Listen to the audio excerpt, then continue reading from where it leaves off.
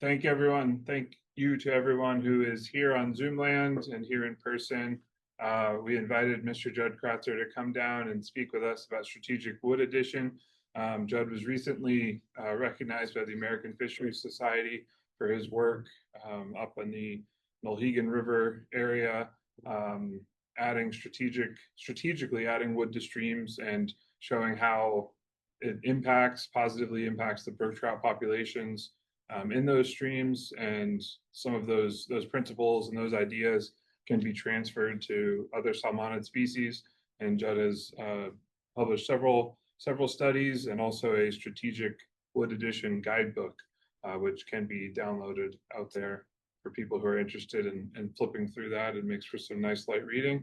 And we're really fortunate that Jud was able to come down in person. But yeah, thank you for coming, and thank you for giving me an excuse to talk about one of my favorite topics, which is our strategic wood addition work that we've been doing in northeastern Vermont.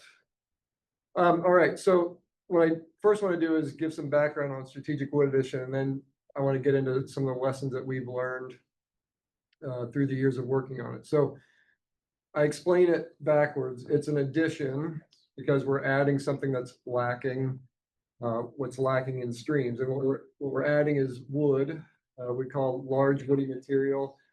You often hear people say large woody debris. I don't use that term because debris sounds like messy, like garbage, like something you need to get out. So I try to talk about material or habitat, which sounds a lot better to people. And the wood that we're adding is coming from the streamside forest. We're using chainsaws to drop it into the stream. And we're strategic because we're doing a lot of thought and planning, deciding what rivers we're going to work on. And then when we're out there, which trees we're going to drop and how we're going to position them to be most secure and most effective. Why would we add wood to streams? Well, because a lot of our streams look like this or worse. So for you guys being anglers, you look at that and you know that's shallow. There's no cover there for fish other than maybe dace. They could hide in those rocks, but there's really no trout habitat there. But when a lot of people look at this, they think that looks good, that looks natural, because there's no roads on the stream, there's no houses there, there's trees on the stream banks. But this, I mean, you look at that forest, those are pretty young trees. Our old growth forests are gone. And this river looks the way it does because it had log drives on it for decades. This is the East Branch Mulhegan River. That's not what this river should look like. But a lot of people just don't know what rivers should look like because of the shifting baseline. I'm just going to read this quote because it summarizes it well. It doesn't only apply to rivers, but it applies here very well. Over time, knowledge is lost about the state of the natural world because people don't perceive changes that are taking place. In this way, people's perceptions of change are out of kilter with the actual changes taking place in the environment. In other words, due to short lifespans and faulty memories, humans have a poor conception of how much of the natural world has been degraded by our actions because our baseline shifts with every generation and sometimes even in an individual. In essence, what we see as pristine nature would be seen by our ancestors as hopelessly degraded, and what we see as degraded, our children will view as natural. So what should our rivers look like? So to answer this, I just encourage people to think about what this area, Northwest Massachusetts, what would this area look like before Europeans came? It would have been forest, and it would have been big old trees because nobody was harvesting them. But those trees don't live forever. So they're going to die. They're going to end up on the forest floor. Some of them are going to end up in our rivers and streams. And nobody's here that has the desire or the ability to pull the wood out of the rivers. So once it's in, it's there. So our rivers would have had a lot more wood. These are some pictures from some old growth forests that we still have in the east. But wood would have been recruiting the streams as it currently is through natural processes, just mortality, windstorms, ice storms, wildfires, not so much here, but in the west, bank erosion and landslides like you see in the picture, and then beavers. were adding wood to streams as well. And all those things still happen today, but to a lesser extent. But the first Europeans that came over were the beaver trappers. And because there was a lot of money in that, and they came and they did a good job of really reducing the beaver population. And there's evidence to suggest that there were a lot more beaver dams, a lot of beavers on the landscape before they came and trapped them out. So then the next wave, of course, were the Europeans coming over to harvest timber and to farm. And so they cleared the land, you know, like we see there, they cut all the forests down, and they used the rivers to float logs and float their boats. And so there goes the old growth forest. When you're floating logs down rivers, you don't want things in the way to catch the logs. So they pulled the trees out, trees that were in the stream, they pulled them out, they dynamited boulders to make them more efficient at moving logs downstream, which also makes them more efficient at moving water and sediment and everything else.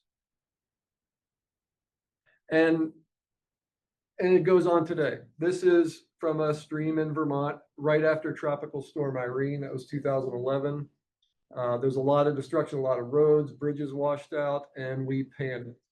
And it was really clear that people just, the general public, most people just don't understand how rivers are supposed to work. They don't understand fish habitat, or they don't care. This was someone, you know, we panicked. We got the big yellow machines in the streams. We wanted to fix things. And so this was their idea of a fix on this stream. They wanted to make it more efficient at moving water so it wouldn't flood again. Well, there's lots of problems with that. And for us, you know, being anglers, that's just terrible fish habitat.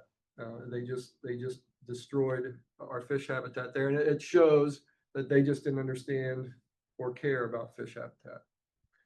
And along with that, they were pulling wood out of the rivers. So during floods, we get wood recruited to our rivers, and they went in and pulled the wood out. This goes on today still. I get calls and emails of people saying, you know, a tree's in the river, you need to get it out of there because it's dangerous, which in some cases it could be, or it's messy, or I even have people telling me it's bad for fish habitat. So it just shows that people just don't understand, again, fish habitat or how rivers work. So really, the most important thing, I think, is to fix these misconceptions about how rivers function and fish habitat. So ultimately, what we want to do is get to the point where we have these processes happening naturally again. So we need, for trees to be naturally falling into the rivers, we need forests. We need protected forests on our stream banks. So we need to get those forests growing. You guys are doing plantings. That's part of that process, getting the forests growing back up on the riverbanks. And then once the wood falls into the stream, we need to leave it there. Yeah, there's some cases where it needs to come out because there might be a bridge or culvert in danger. But what we really need to, ultimately, what's best for fish and even for river function is really, we need to change the culture on how people view rivers and how they view wood in rivers.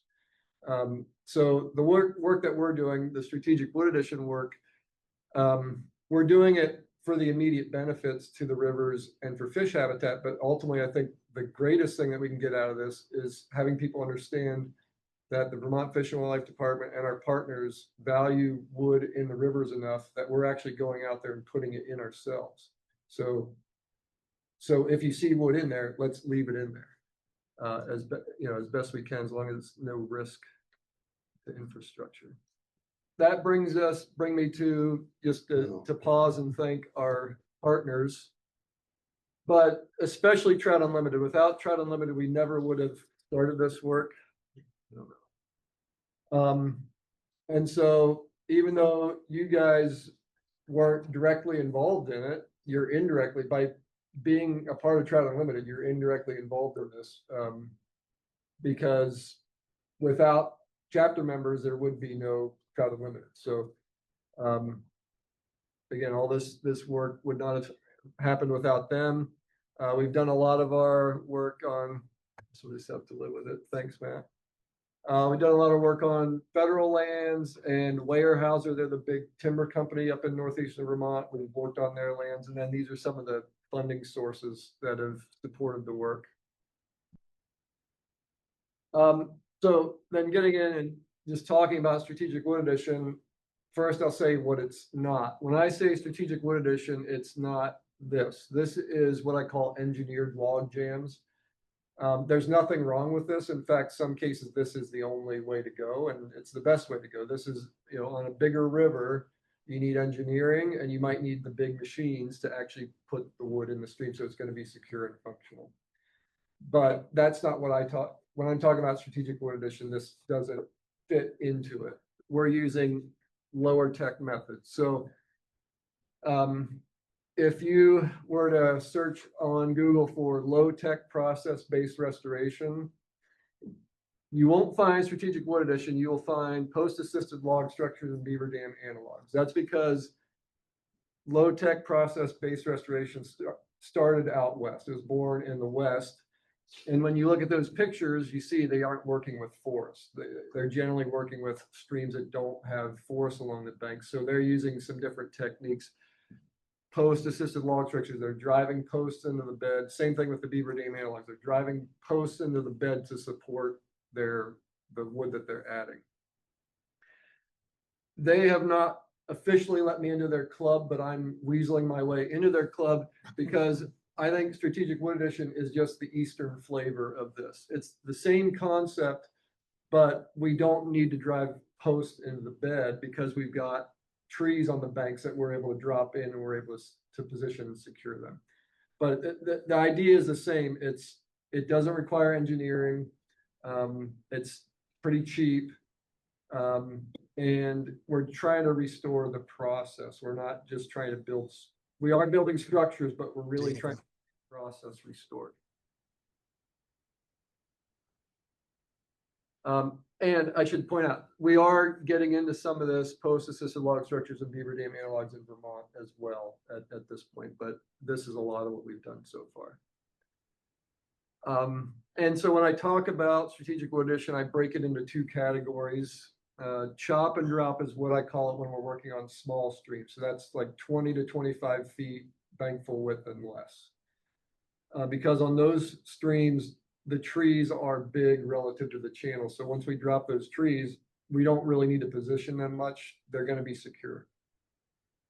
When we get on bigger streams, the trees, same size tree, but because the stream's bigger, it's more likely to move. So once we get it down, we do some repositioning to get it to stay. And that takes a lot more.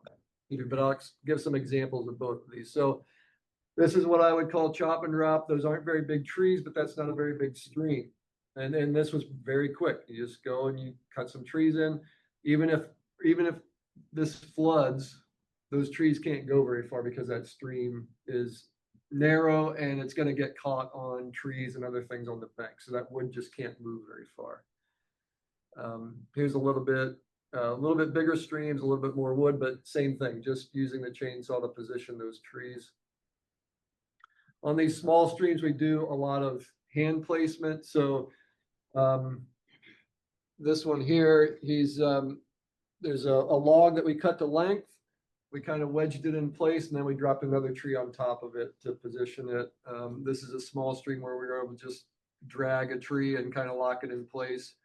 And you can do that on the small streams. And we're doing this with just 2 people, a chainsaw, and a few other odds and ends.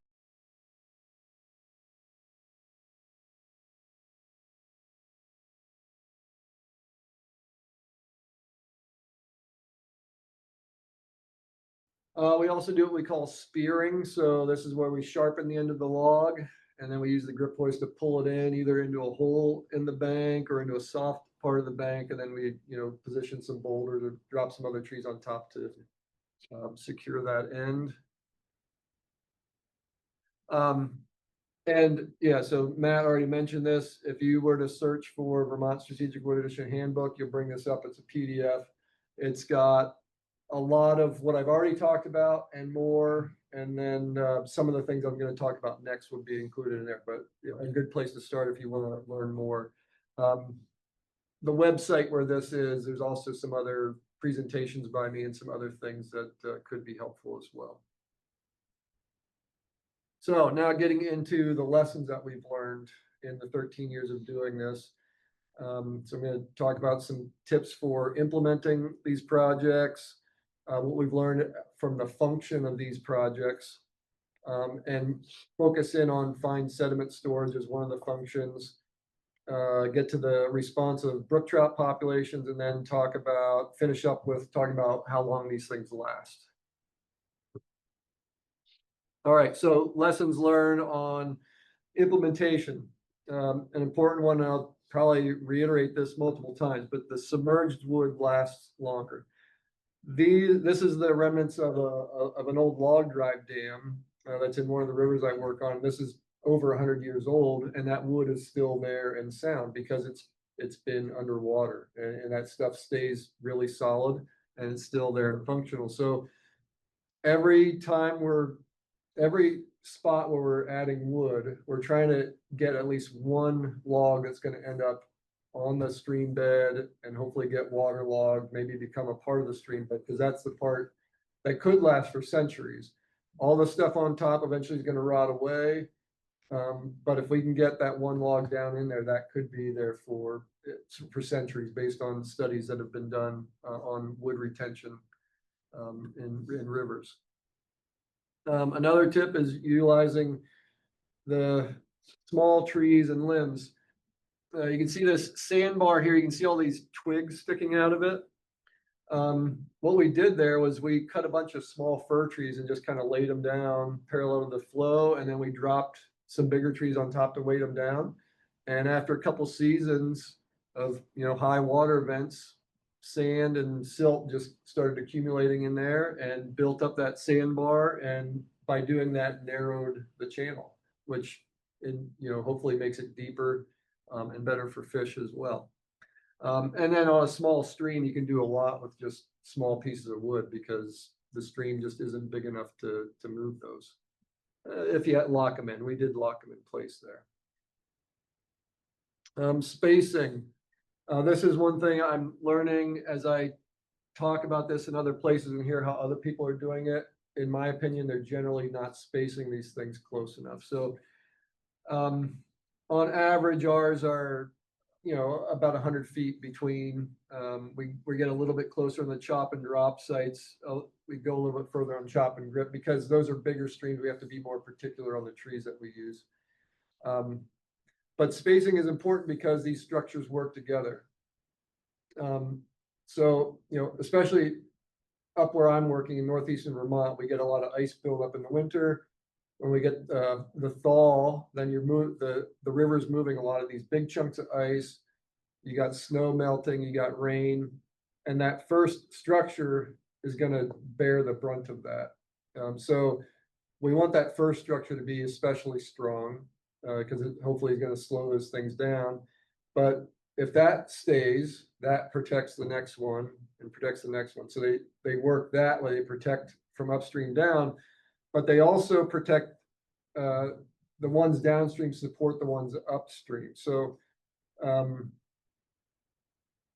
beavers know this. So beavers usually build a series of dams because the lower dam actually kind of backwaters against the upper dam and prevents erosion over that dam. So that's why they tend to build them in a series like that. So we see the same thing with these structures. They support each other in the upstream direction as well. Because the lower part of the river isn't calling for as much water. Right. Yes. So we're reducing the head. Basically, we call it, if it were a dam, you'd call it the head of the dam. We're reducing the head over the dam, which reduces the power. Mm-hmm. Yeah, exactly. And you want to know where the wood will settle. We build these things hoping that planning that they will stay where we put them. We know that that's not going to happen 100% of the time, but we want to know if worse comes to worse and the wood moves, where's it going to end up? And so we want to have, these are some examples of places where we would expect that wood to settle. We don't want it to end up on a bridge or a culvert for somebody's yard. All right. Moving on now to what we've learned about the function of these structures. The way we've assessed this is it's a very simple form that I use. We've got over 1,000 sites that are tagged. There's a lot more sites that we have, but I've tagged about 1,000 of them with numbered tags so I can go out and assess them. And we're just looking, very quick qualitative assessment, what functions are we seeing? And just to kind of explain those, first one here is retaining organic material. This is basically retaining leaves and sticks. And this is really important in our trout streams because generally they're shaded. We want them to be shaded because the shade keeps them cool. But if they're shaded, that means there's not much sun reaching the stream. So there's not much photosynthesis there.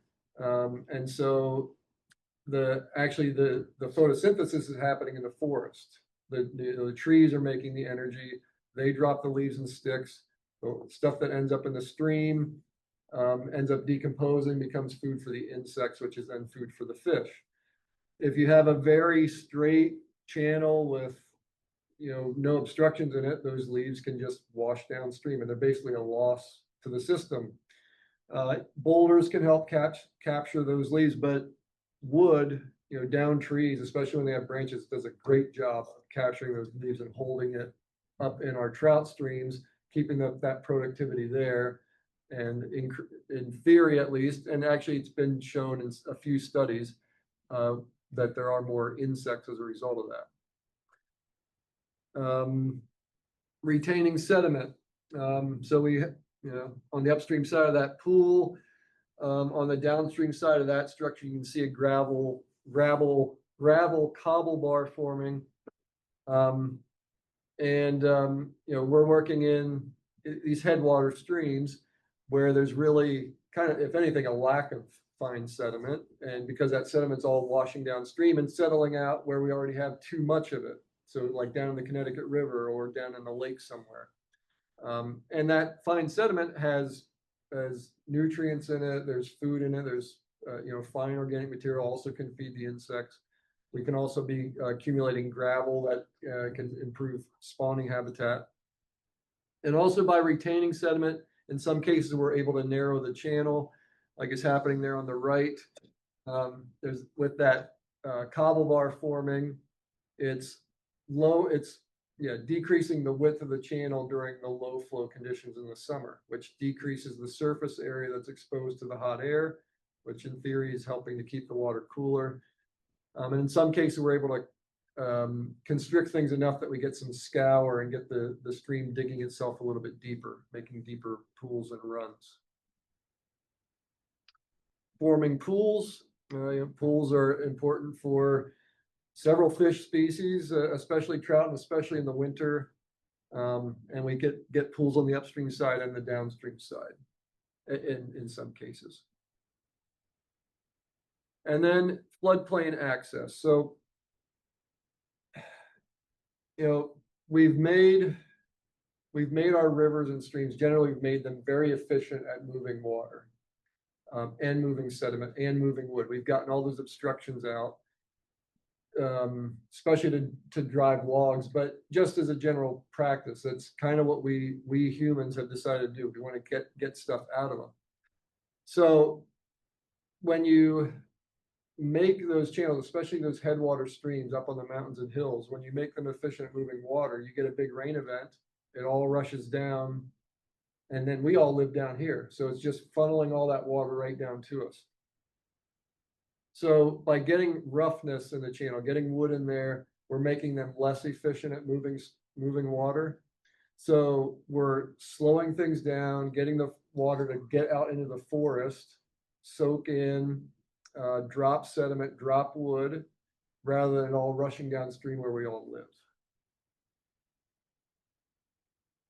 All right, so these pie charts show what we found. I've got them broken into, again, the small streams. So this is less than 20 to 25 feet wide. And then the bigger streams that would be bigger than that. because they are a little bit different.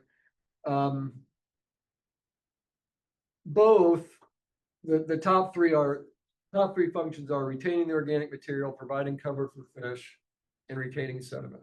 Those are the big three. But on the small streams, we're more likely to form pools and to engage the floodplain, which makes sense because on those small streams, we have it's easier to get wood that goes the whole way across the channel that really slows things down and can really form pools.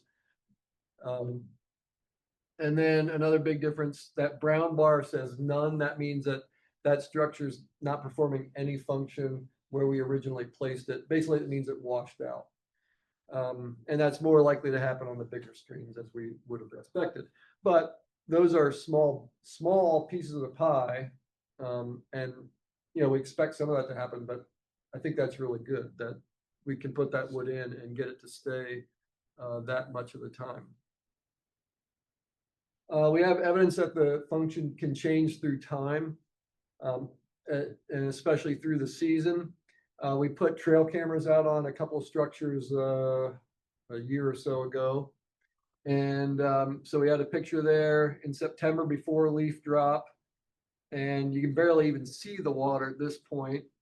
And then we had leaf fall, and those leaves kind of filled in all those cracks. And as you'd expect, it increased the pool depth on the upstream side into November. And then that's just a high flow event in the winter. But winter is a time we often don't think about. We often think about water getting hot and that being a problem for trout. But winter, especially up where I am, winter is a really hard time for trout to survive in small streams because ice builds up and could go right to the bottom in a lot of places. So having pools is really important for overwinter survival. And it seems that we're getting more pool depth in the winter because the leaves are getting caught on our structures. All right, apparent functions during floods. And I say apparent because it's not safe for us to go out there during a real flood. So we have to go afterwards and play detective. But I'm just going to show you some pictures that make the case that these structures are slowing flows, capturing wood and sediment, engaging the floodplain. My technician is standing there. The wood that we added to that site is, I don't know, it probably would have been 5 or 6 trees. And they would have been on the bottom. But there's a lot more wood than that there. And you can see a lot of those logs are old because they were dead trees that fell in, or they were, they got picked up during the flood and they got moved and deposited on our structure. And so clearly captured the wood. It slowed things down. You can see all that sand and gravel that was deposited there. And you can't see it in the picture, but this flooded into the forest. Again, you're not offended by that buildup. No. Yeah, so I mean, this is more like what I think rivers would have looked like in the past. The trees would have been a lot bigger, but they would have been a mess. And they would have been, and I didn't include it in this talk, but there's evidence to suggest, very good evidence, that a lot of our rivers didn't have just one channel. There was so much wood in them that they actually had, they braided and went through all these other channels, had these deep holes. They were much better fish cover than most of what we have today. But we're so used to that type of stream doesn't really work for us today because we want to build our roads, we want to build our houses, we want to build our bridge over one channel. So we've changed things quite a bit to get them to what they are. So yeah, when I see that, I'm excited. And I'm not worried about fish getting through that. This is a brook trout stream. There's been studies done out west on brook trout moving through beaver dams, and they're very good at getting through beaver dams, and that's a lot easier to get through than a beaver dam would be. Yep. All right, so some more flood pictures. This was a small stream we did. We added the wood to the stream in June 2023. We had a major flood in July, and then we went out in August and took pictures. So one thing to point out, You can see these stumps here. That's where we dropped those trees. They hardly moved at all during the flood. So, you know, this was something early on, especially people were nervous about us putting the trees in the stream because it sounds dangerous. Well, when it's done right, it's not dangerous, and actually it's probably helpful. And you see a sand and gravel bar there on the right. I'm going to show another picture of that. So that's that same gravel bar, but now we're looking into the forest. That structure during the flood slowed things down, forced the stream into the forest where it dropped out all that fine sediment. And then it went back into the channel. It hit the next structure, did the same thing. It did this over and over again. That fine sediment has phosphorus in it. That's where phosphorus is in the streams. And so instead of us transporting that down where we already have too much phosphorus, we're getting it deposited in the forest, feeding the forest. And yeah, we can't prove that this benefited people downstream, but it kind of makes sense that we slowed things down in the forest where nobody lives and hopefully allowed things to soak in. So there was less flooding downstream. So most of your work being done away from any sort of physical, any sort of infrastructure. Yeah. So, okay. Yeah, we're working in northeastern. This has all been done in northeastern Vermont. That was kind of our laboratory. It's very few people living there, very little infrastructure. We're trying now to get it more throughout the rest of the state. And so that'll bring it a little bit closer to structures, but we don't want to add wood within, say, 500 feet of a culvert just to be safe. And you don't want to work right next to someone's house or next to a road, but at least in Vermont, I'm sure there's places down here where you've got big enough pieces of woods, of forest, where you could probably do this without too much risk. That's a Connecticut watershed? Yeah, we're in the Connecticut River watershed. Okay. Where is Rock Brook, the one you had earlier? I know Spalding's part of the East Branch. Yeah. Rock Brook flows into Steam Mill Brook, which goes into Steam the Mill. Assumption. Okay, gotcha. Mhm. It's smaller. Yeah. Here's another example, big sandbar here that deposited during a flood. And the wood that we added is somewhere underneath this. Some of this is wood that we added upstream that moved and ended up down here, but there's a lot of just natural wood. And not far down below this is a bridge. And none of our wood ended up on the bridge. And we caught a lot of that stuff, a lot of that wood, a lot of that sediment before it made it to the bridge. And we're not just catching fine sediment. Here's some boulders. Those are pretty big boulders. That this is a powerful stream that was moving. And that's a log that we added back in 2019. And some of that other wood is ours. But that log stayed and caught all those boulders. And if you look at this river downstream of where we worked, it really cut. It really eroded down. But where the part where we worked, where we added wood, it stayed more stable. There's definitely a lot of movement, but it was more stable up where we added the wood. Same stream, but different structure.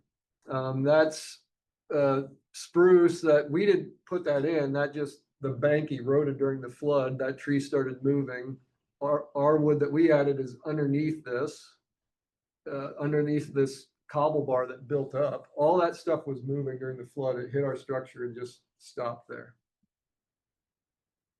Another example, our structure, our structure's over here in the stream. The river channel's over here. This is the floodplain that before just looked like a forest, leaves and soil, but the river went through there and dropped out all that material it was carrying. All right, Waits River. These are some drone photos. This wood was added in June of 2024. We had a flood in July of 2024, and then I went out took the drone and took pictures in August. All that light colored stuff is new material that moved during the flood and deposited on the upstream side of that structure. That's out of your district, isn't it? Yeah. What are you doing? We're expanding. And then this is a different structure looking upstream, same river though. You see sand deposited there on the right side and then more, cobble on that side. All right, this is a video and we'll see if it will play. Very slowly. So that big wood jam there, that's not as big as we originally built it, but it captured a lot of wood. I'm just kind of panning up into the forest and you can see all that silt that was deposited during the flood.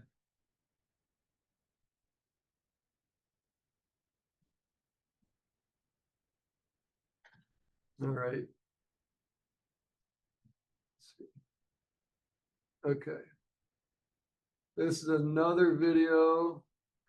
Same river, but different time. This wasn't a flood. This was just after a rain.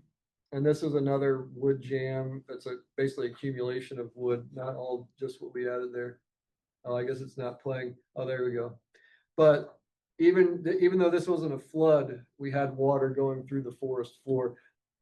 And like I said earlier, this is probably what our rivers originally looked like more, just a big mess, just flowing through wood and flowing through the forest.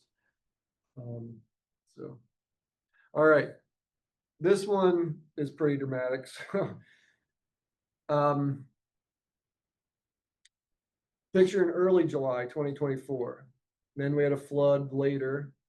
And the next picture I'm going to show is going to look completely different. So pay attention to this spruce log up here in the upper left, because that's the only thing you're going to recognize in the next picture.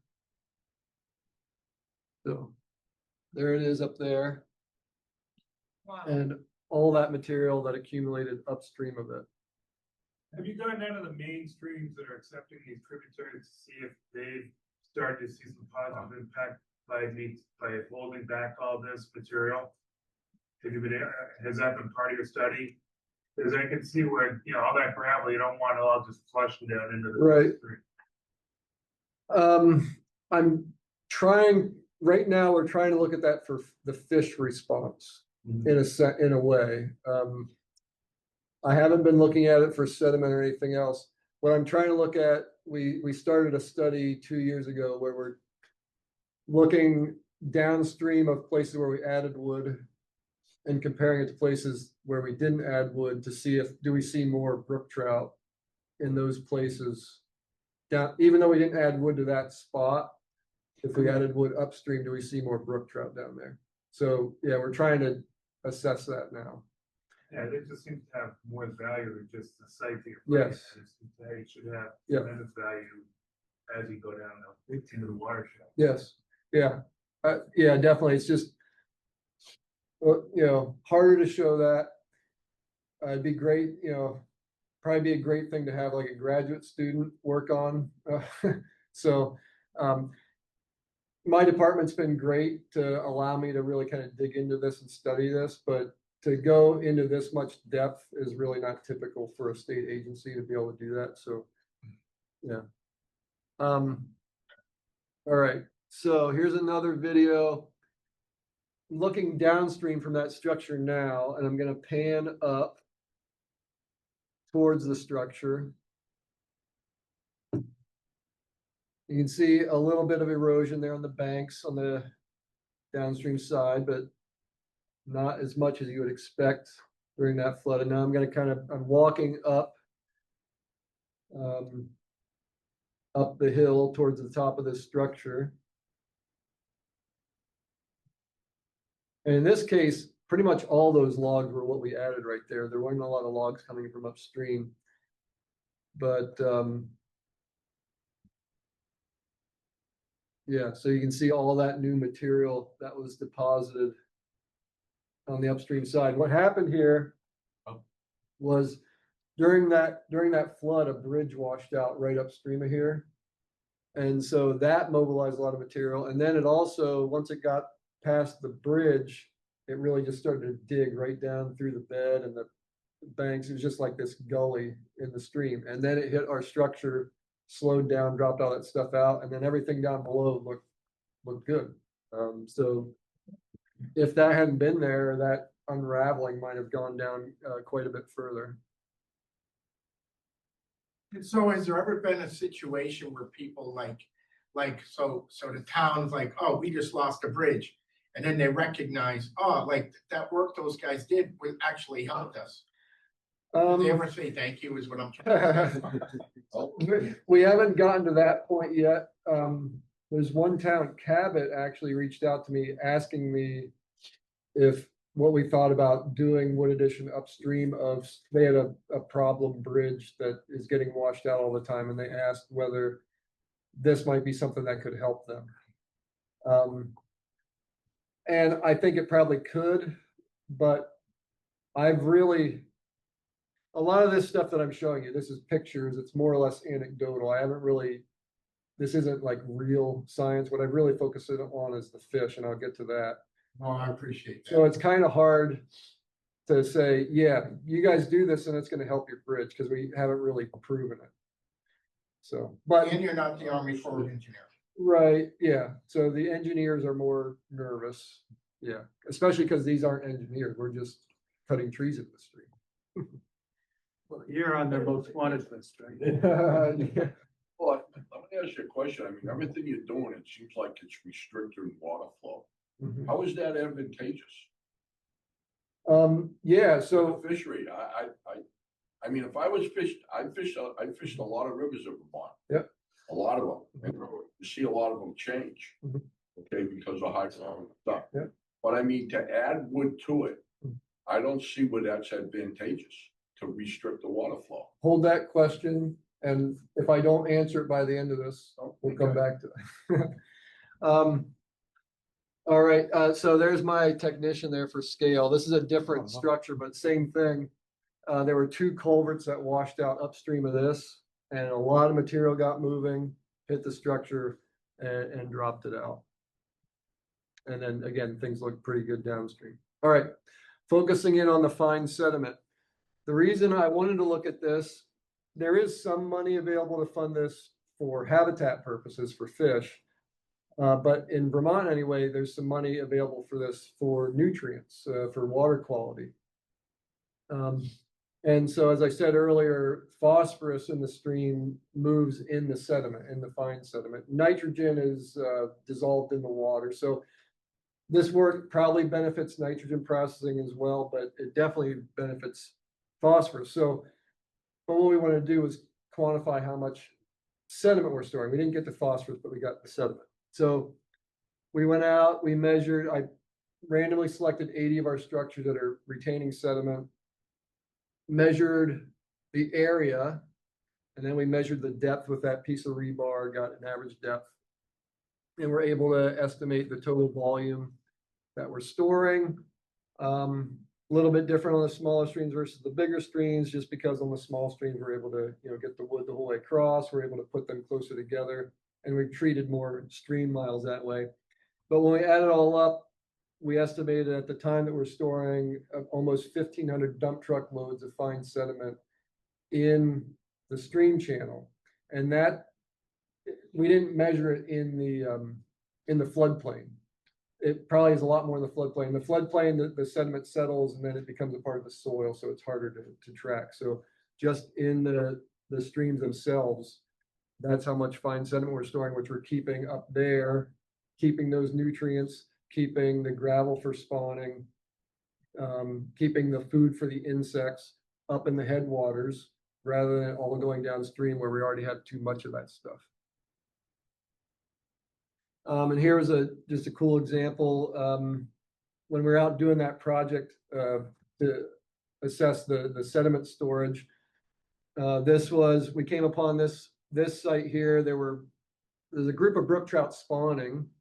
Most of them scooted away when we got in there, but that one kind of stuck around and let me get some video of it. But they were using a log that we had put there for cover. You can see they were under the log, and this gravel, and there's some cobble in there too, but that material they were using was there because it was on the upstream side of the structure. That structure held it there. So it's just a great example of cover, sediment storage, benefiting spawning, all that stuff in one. All right, so now getting into the question, more to your question, you know, and I assume because, you know, you guys are trout unlimited, what's it mean to the trout? So that's what we're going to get to. So the way we did this, with electrofishing, we had 9 pairs of control and treatment sites, and we had 2 years of data. We went out and electrofished for 2 years in a row before we added the wood. Then we added the wood to everything but the control sites. And then in our original study, we sampled for four years in a row. We took some time off, and then we went out in years 9 and 10 as well. Note that, you know, the fish can freely move between the control and treatment sites. There's nothing in between there. All right, and yeah, this is what we found. So this is brook trout biomass. So that's the total weight of the fish. So that includes the size and the number. It's putting it all together into one. Treatment sites are in yellow, so that's where we added the wood. Control sites are in orange. Yeah, very clearly, we had a big increase in the number of brook trout at our treatment sites within the first 4 years. And one of the questions that people often ask me early on was, how do you know you're not just concentrating fish in the areas of good habitat? And that's probably what happened these first couple of years, because control sites went down. So probably what we were doing was these fish were just moving there. Mm-hmm. But as the population has time to adjust to make more babies to fill that habitat, treatment sites continue to go up, and the control sites even went up, which I guess I wasn't necessarily expecting, but shouldn't be surprising because of all the things I just mentioned. You know, it's providing cover where we add the wood, but we're also retaining that organic material. We're retaining the fine sediment. We're retaining the gravel for spawning. We're increasing habitat for juvenile brook trout.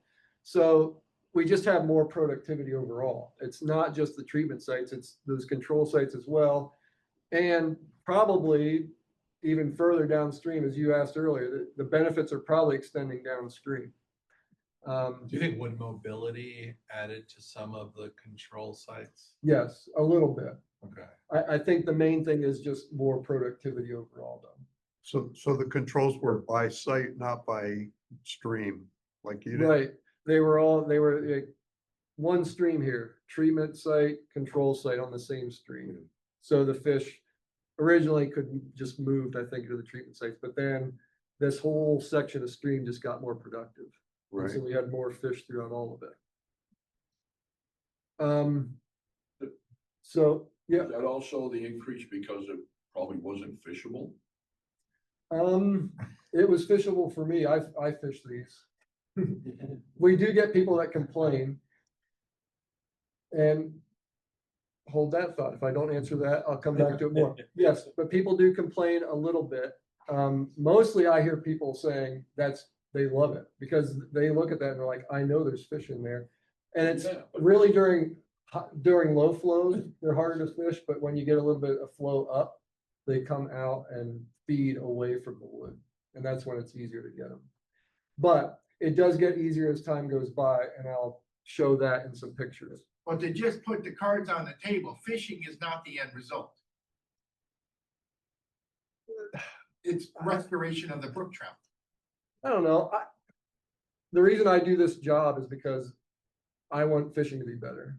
I'm an angler. I want anglers to have more fishing opportunity. The fishing is better. There's more fish.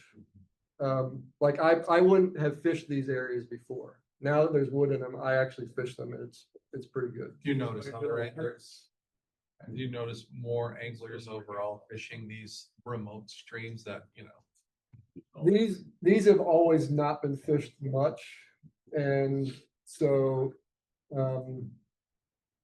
I know there are some people that are seeking these out. We have advertised them a bit, but these are remote. You kind of have to work to get to them. So some of them are easier to access, yeah. But yeah. My third question. Yeah. Are any of these areas catch and release? Are they sanctioned? No. There's no catch and release. We have We have very little catch and release in Vermont. Bat and Kill River, Dog River. What else, David? New Hampshire regulates a section of the Connecticut River, and Leamington is catch and release. Yep. Yep. But angling isn't the limiting factor, it's the habitat. So by making better habitat, that's why we have more fish in these spots. So first 4 years, big increase. Years 9 and 10 came down a little bit. Just to make it easier to see what's going on. This is the average from before we added wood, just extended across there so you can see where we are. Even at years 9 and 10, we still have more fish than when we did before we added wood. But it is coming down. Kind of expected that because we don't expect the wood to last forever, although some of it, as I said earlier, the stuff that's waterlogged, hopefully will stay a long time. Well, what's going on? It's not the number of pieces of wood. This is the number of pieces of wood in our control and treatment sites. And they came up when we added wood. This is probably still going up because we're catching wood from upstream, but it stayed pretty much the same as far as the number of pieces of wood. What has changed is the quality of the wood. So, as an example, this is a structure that right after we put it in October 2012. Nice and fresh. This is what it looks like the following year, 2013. Yeah, still got a lot of branches, still really effective at catching leaves.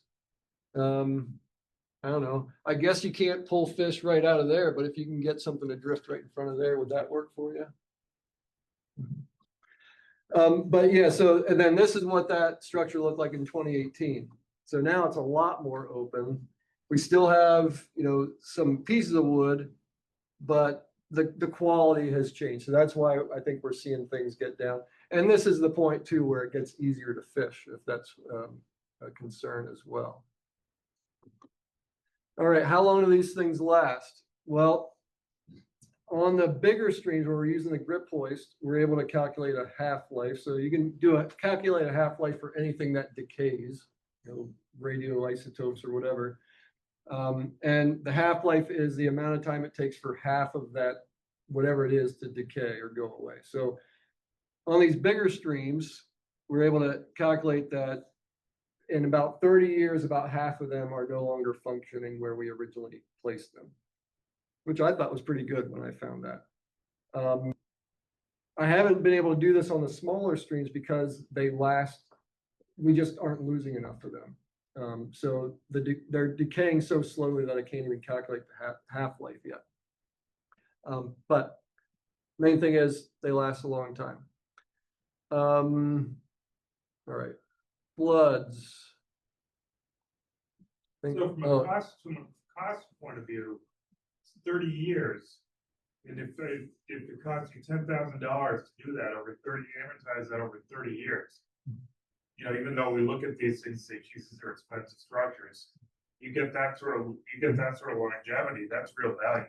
Right. So I very roughly, very conservatively calculated, even if our project lasts 10 years, which we know they last longer than that. If they last 10 years, it's roughly about 40 cents per brook trout. So that's a lot more to raise one in a hatchery. Yes. So, and of course, in the hatchery, they're growing them bigger before they release them. So I'm talking like little ones, but we know they last long. They last longer than 10 years. So it's a lot better. It's a lot better than 40 cents a fish, based on the increase in the number of fish we get.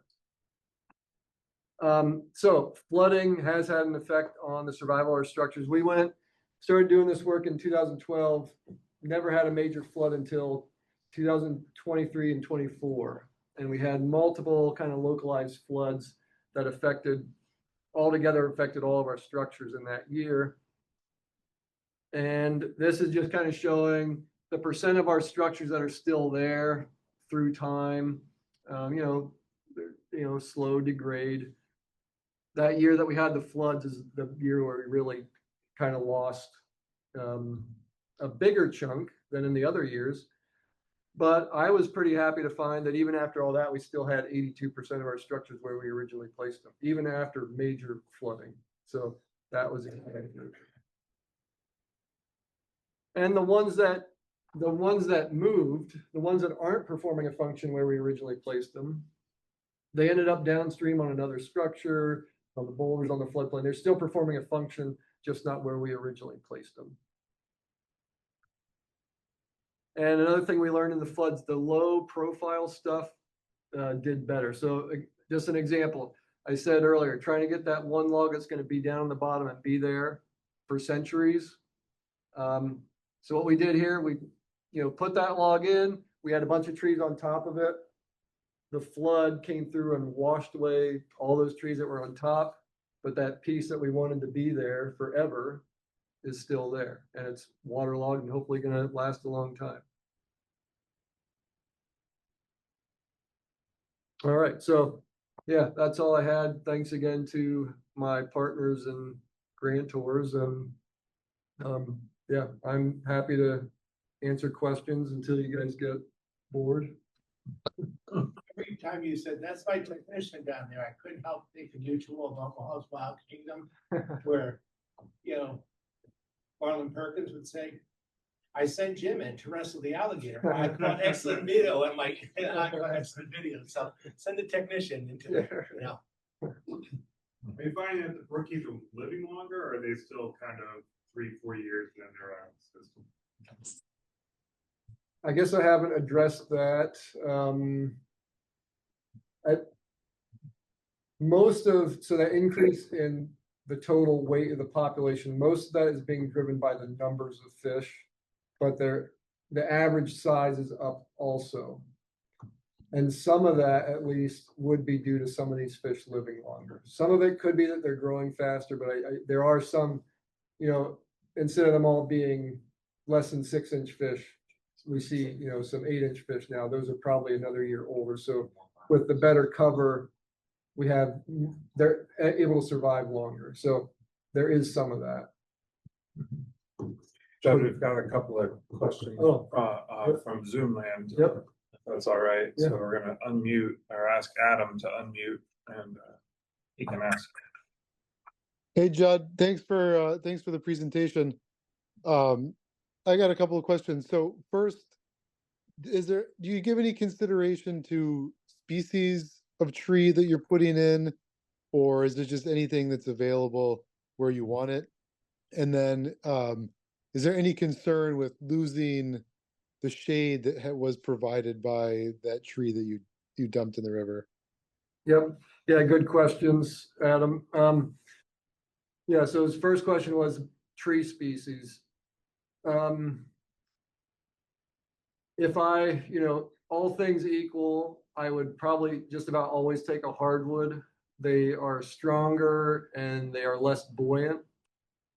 But where we're working, we have a lot of fir and spruce. Spruce is pretty good.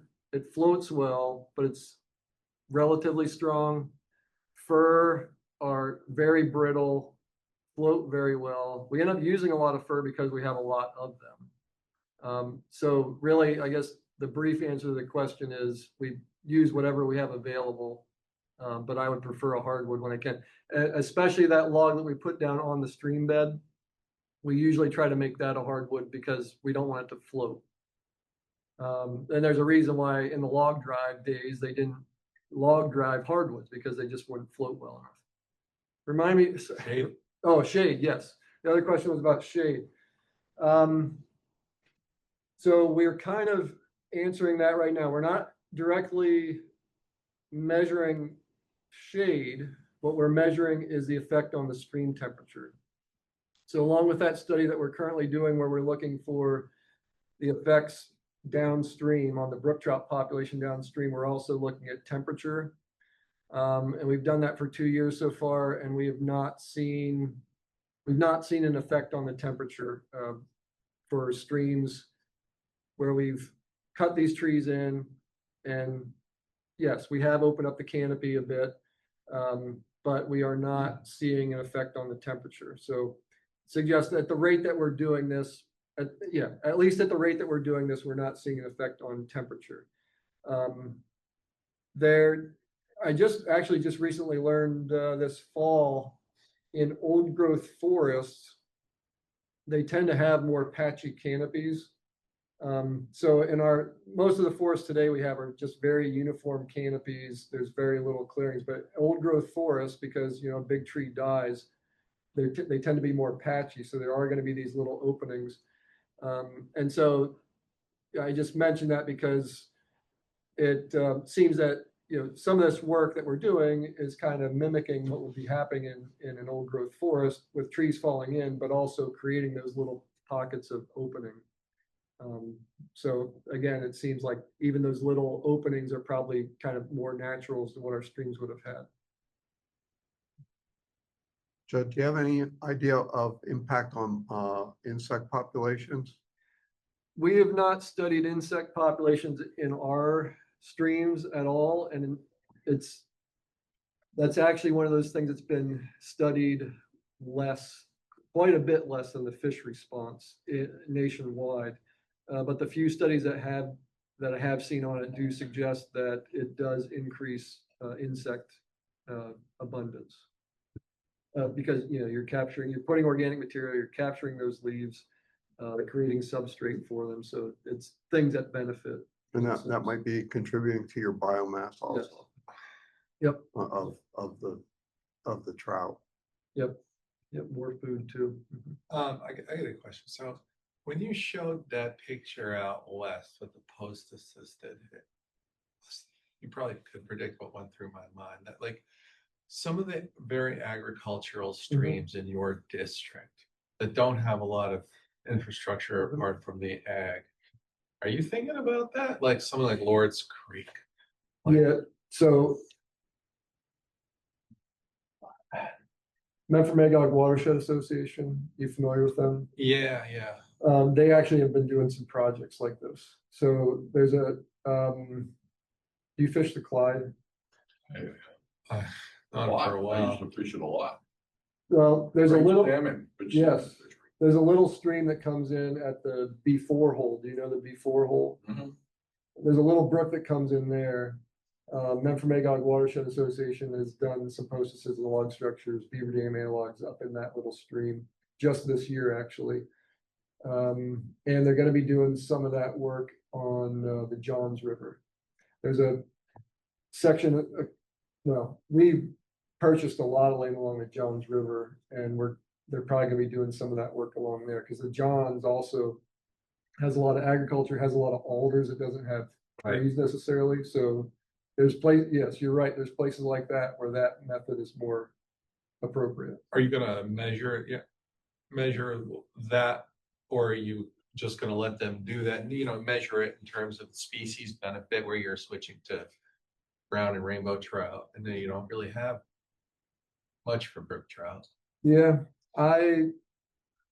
that's a good thought. They're doing actually some similar stuff on a tributary to Seymour Lake, and we do have that's a brook trout stream though. So that has been more, Pete Emerson has been more involved in that.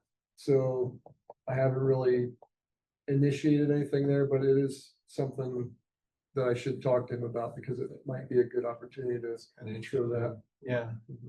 They used to do, like the Forest Service used to release every year.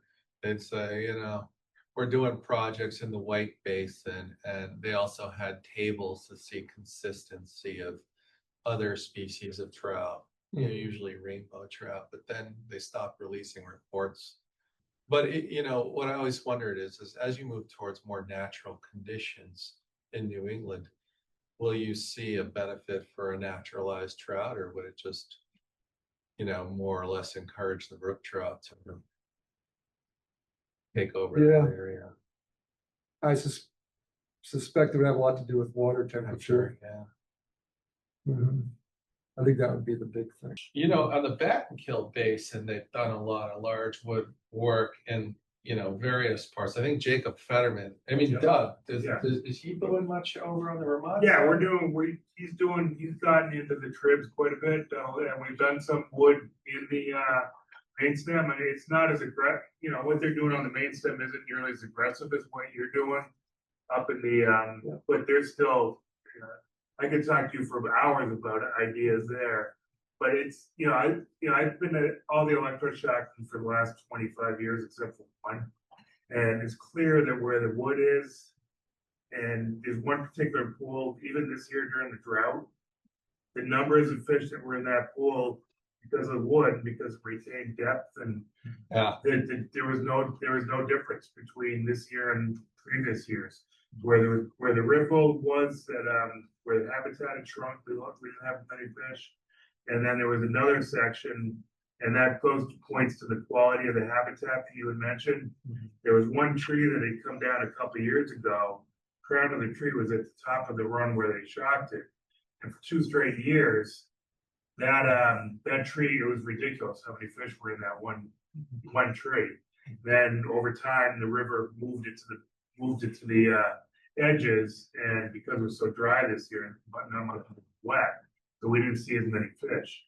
But that's the tension of these sort of things. Is like there's a guy that fishes on Bagfield. After we'd done a bunch of that work, he was pissing and moaning about how difficult it was. He was going to lose flies.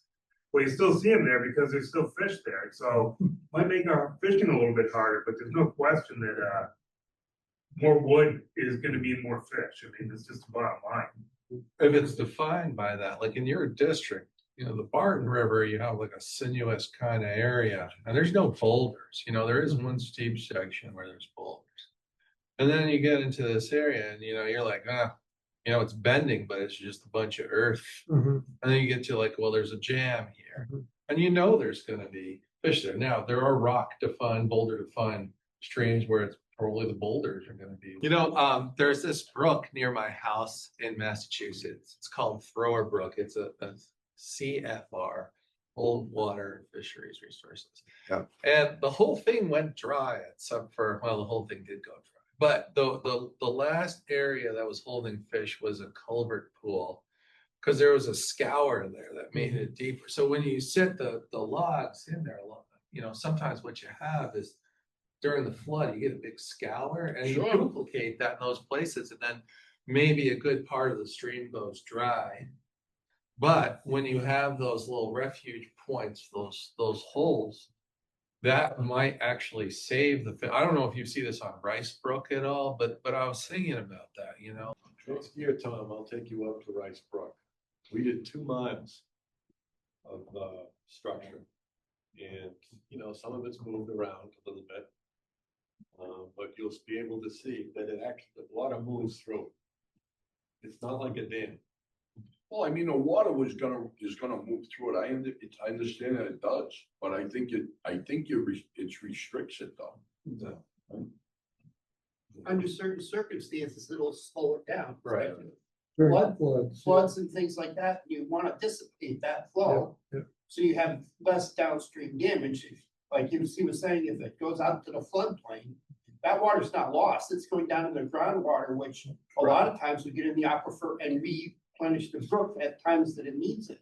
And that's the only issue we've had with Rice Brook, which is, you know, one of the colder, probably more densely populated trout streams in the state, is the droughts we had. It wasn't from the, lower lows. It was, there was no water. The water table went away. Right.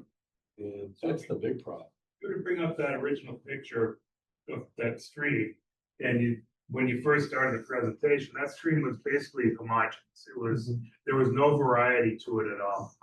It was just the same throughout that whole length. And fish need a variety of habitats at different times of the year. So you need those deep holes, and you need structure. And homogeneous streams are not productive streams. That's my experience. Yeah. And they are harder to fish. The wood makes them harder to fish. I don't think that's, there's any You doubt about that. electrofish and stuff, all right, Mike? That's very Honestly, you're number one right now. Electrofishing Olympics. Do you plan to go back into some of these sites that you're sort of saying, okay, there's an arc to this, you know, it starts out, we place the wood. It goes, there's particular loss of some of this material after the big floods. Do you ever go back in, or you feel like, you know, and reestablish more wood since there's partial wood already in there, or do you feel like you want to move on? I've been thinking about that. We're almost done with all of our high priority stuff that we had set out to work on in the northeastern part of the state. So then it's, yeah, I've been thinking, do we go back in and just not really build structures, but just put a couple of logs in and then let them go and find a structure that's still there or something like that. Yeah. So we may get to that point. Engineers are gonna hate that one even more. Is there any permitting issues when you do this sort of stuff? Yes, so permitting has been, some years it's okay, some years it's extremely frustrating. It has, in every permit I've gotten, it's been a little bit different every time because I have different people that I'm working with, they interpret things differently.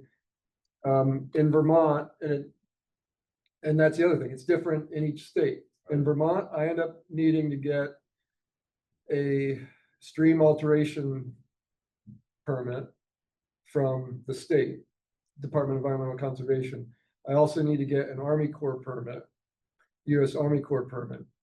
That is, so the thing that makes it really frustrating right now, the state permit doesn't let us do the work after October 1st. The federal permit doesn't want us to do the work before October 31st. So basically there's no time of the year when we can do that. But I'm trying to push against both of those right now. The federal one has just kind of changed because of bats. There's some endangered bats. So we're kind of in the process of, I'm pushing against both of those to try to get us more room to work. And hopefully we'll get somewhere, and then based on past history, the next time we do it, it's going to be completely different again. I'm just going to have to do it all over. So that's the frustrating thing. That's the thing that makes it harder for people to just, what we really want to get to now is have private contractors doing this work on private land. And that's the permitting thing is really one of the holdups there. It's just too difficult for these small time guys to make this happen right now. Are you working on mostly public land, or are you working on? We've been working on public land. Like I said, this is kind of the laboratory. When we first started doing this, if you look at the scientific literature, like half the studies said wood doesn't matter for trout. Half of them said it did.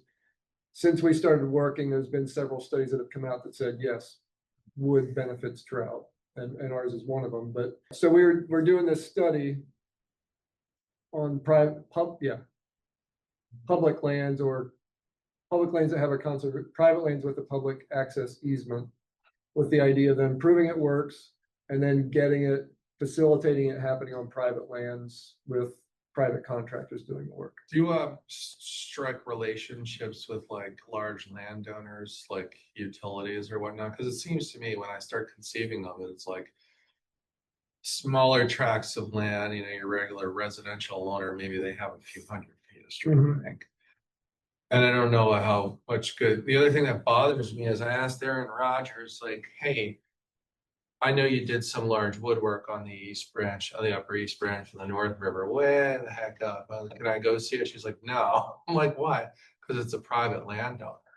So that bothers me also. So that when I conceived it, I was like, well, you know, if you could work with the large utilities and sort of get them on board, or other large landowners that, I'm not sure what examples, but that seems to be a great place to go. And I don't know how much of a focus, you know, how do you conceive this, you know, Yeah. private landowners. Well, a lot of this work was done on the Weyerhaeuser land, which is private, but it has public access easement, so, and conservation easement. They're by far the biggest private landowner in the state.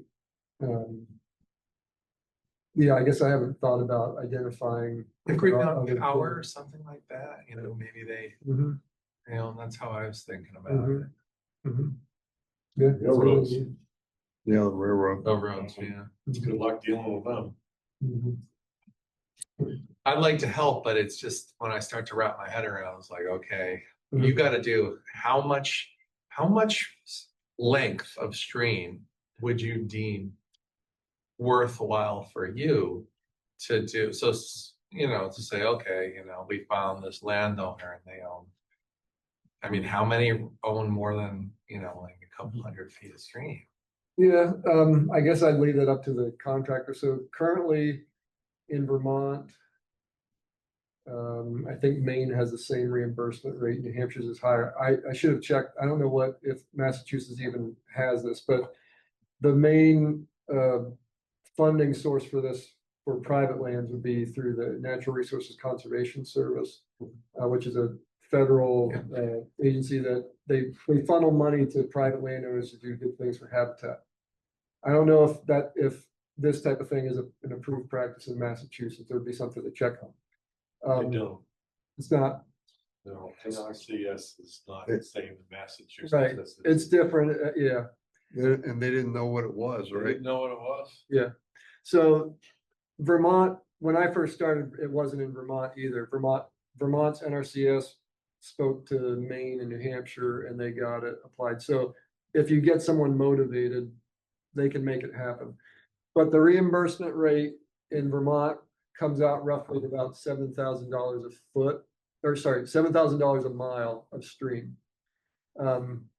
So it would, you know, how much money does a contractor need to be motivated to go and do, you know, will they do it for, you know, $3,500 to do a half mile? To, you know, make a plan and get out there and do it? What's the minimum benefit, you know, when you say, okay, as a biologist, Yeah, you know, how much length of stream would be beneficial and worth your time to say, okay, you know, this would be a priority for me to say, I think I could make a difference in this stream by, I'd probably want to have at least a half mile. yeah, okay, that's good. Mhm, That's a good. And that's the rule of thumb that TU uses as well. mhm, It's a half mile. mhm. We did 2 miles on Rice Brook as a demonstration project. And we took a baseline before we did the wood additions, we're ready for that, or we busted the permitting, which I don't ever want to do again for 2 miles. You can talk to like 3 independent landowners. Well, we were lucky. I mean, Yeah. 2 miles, 4 landowners, Yeah. that's pretty good. Yeah. But, you know, now, like myself and other volunteers are going back now that the wood has been installed and checking the population, just to really show people in Massachusetts what's possible. Mhm. You really have to spell it out for them. Is there a printed model of when you do the structural on how it should be separated on a stream? Or certain parts of a stream where it's a bend, where it's a. Right. That's where, you know, where Erin is so good. And she knows where it should go. And how that, you know, piling of wood might help out. You know, a place where it might, someplace it might be useless. You know, if it's a real straightaway. But I'm saying for let's say you take a half a mile, like, is there only a certain amount of structures that would benefit it or? Depends on the layout of the stream, I think. Yeah, we have in that handbook, there's prescriptions on like how much wood you should put in per length of stream to get the effects that we want to see. And water flow has to come into that, I'm sure. We based that on the response of the fish. So we knew from previous studies how much wood we needed to see in the stream to see more fish. more trout. That's what we were focused on. And so that's what our target was. We want to see a response from the trout. So we need to add at least this much to get that response.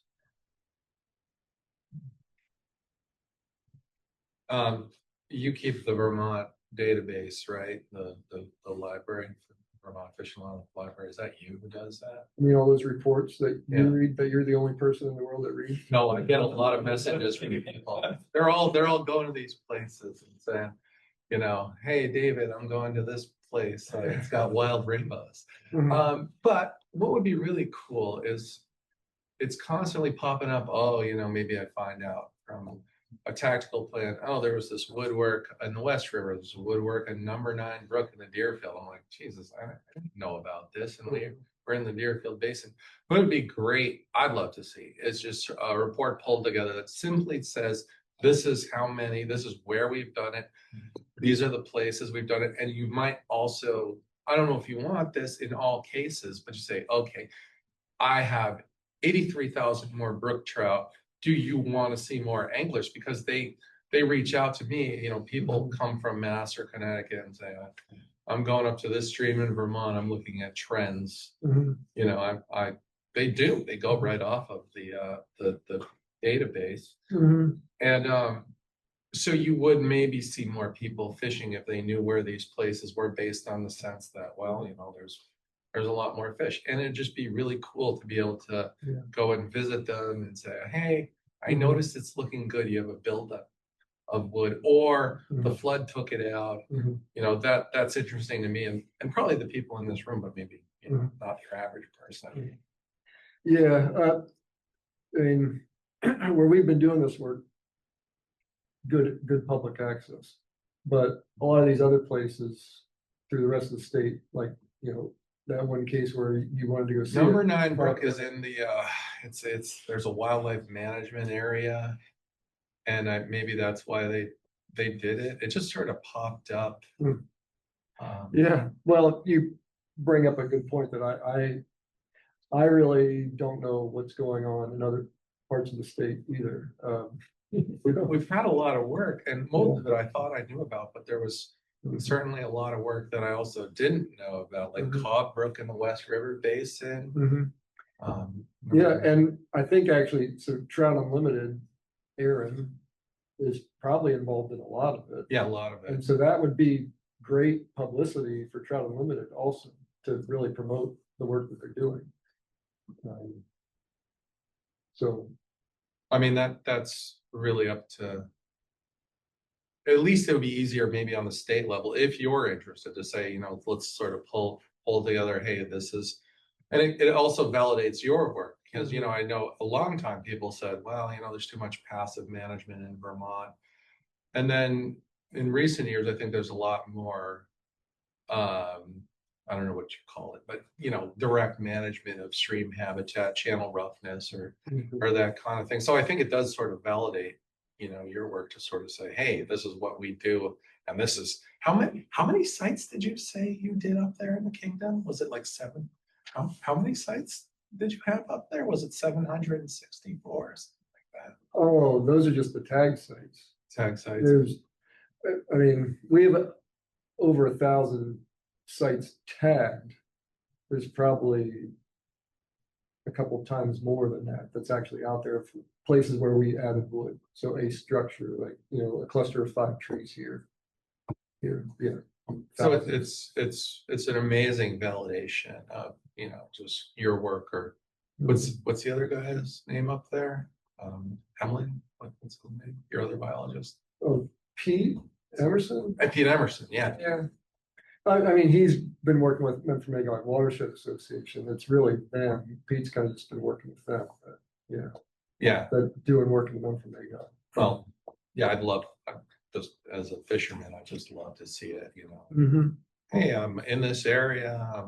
It might as well break out the one weight and, you know, check that out. So it's my thought. Yeah, it would be nice to see that.